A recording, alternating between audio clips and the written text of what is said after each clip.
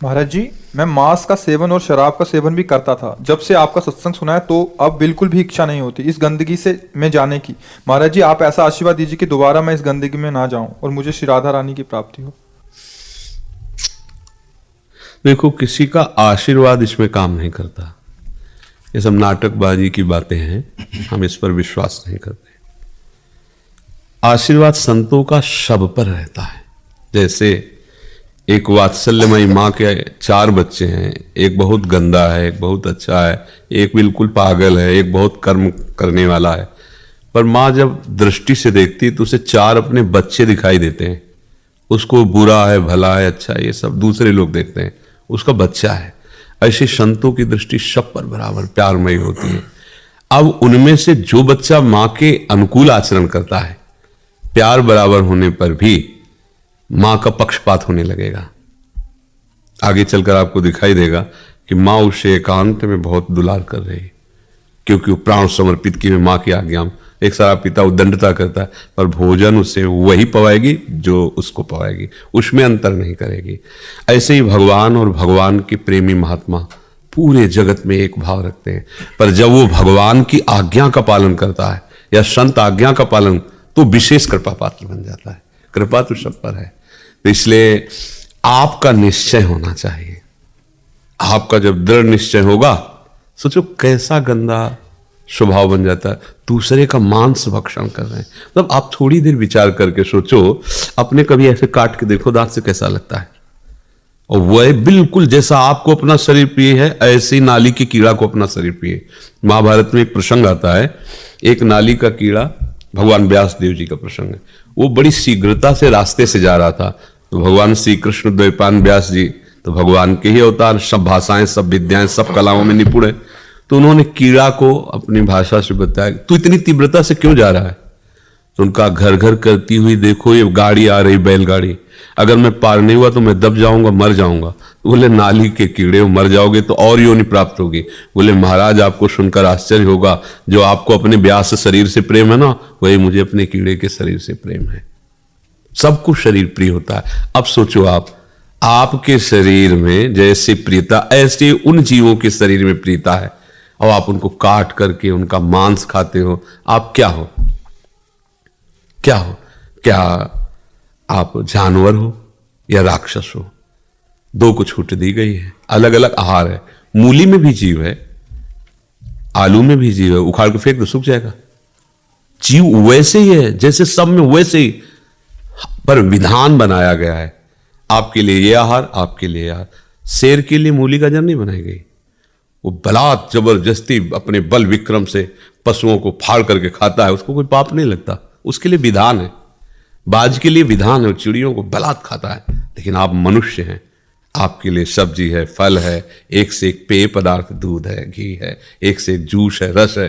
कौन सा बल आप ये अंडा में, मांस में, मछली में, ये सब क्या है? केवल बुद्धि भ्रष्ट हो गई है। अब वो कहने में थोड़ा बुरा लगेगा, राक्षसी भाव इसे ही तो कहते हैं। वो जीव बचना चाहता है। आप जिस जीव की हत्या कर, आप देखो उसको, वो फड़फड़ा रहा है, वो बचना चाहता है। आप उसे जलाते हैं, काटते हैं, एक पैर बांध करके और उसको आग में जला रहे हैं। क्या ये जानते हो क्या होगा? घोर दुर्गति नरकों में होगी। अब वहां तो कोई, जैसे कहा जाए देखो ऐसा करोगे पुलिस पकड़ेगी, मार डंडे तुम्हें उल्टा बांध के मारेगी, बकवास है। और जो फंस जाते हैं ना, उनको समझ में आता है। ऐसे नाखून उखाड़ते हैं, कितने कितने कष्ट। अब वहां कोई देखने वाला तो है नहीं ना, भोगना पड़ता है। जैसे यहाँ का जेल की सजा बताई जाए जनरल आदमी, लगेगा यार दबकाने के भय के कारण कह रहे हैं। ऐसा कहाँ होता होगा?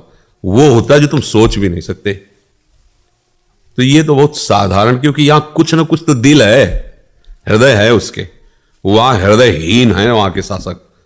जो यमपुरी के भगवान यमराज के सेवक हैं, उनके हृदय नहीं है।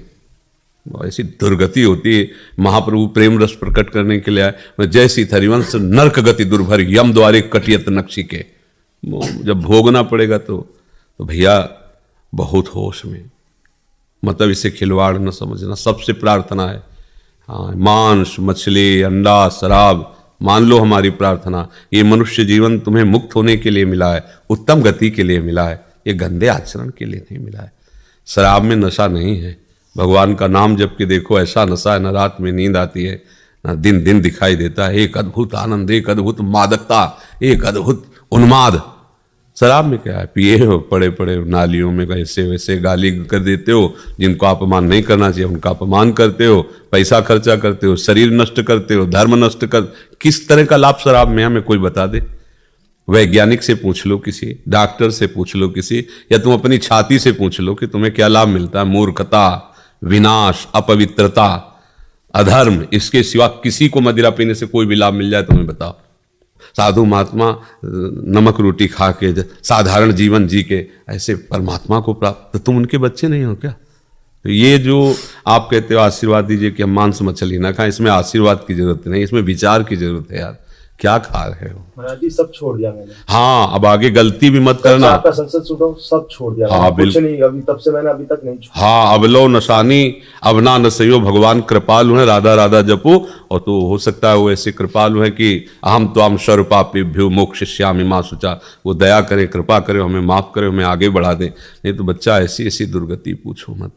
एक वो पहले गीता जी आती थी हिंदी की, महात्मा में, तो बचपन में उसे पिताजी के पास थी तो पढ़ा था, स्कूल जब जाते थे तो उसमें पहले एक महात्मा होता था, फिर अध्याय होता था, फिर महात्मा होता था, फिर अध्याय, हिंदी में एकदम सीधे।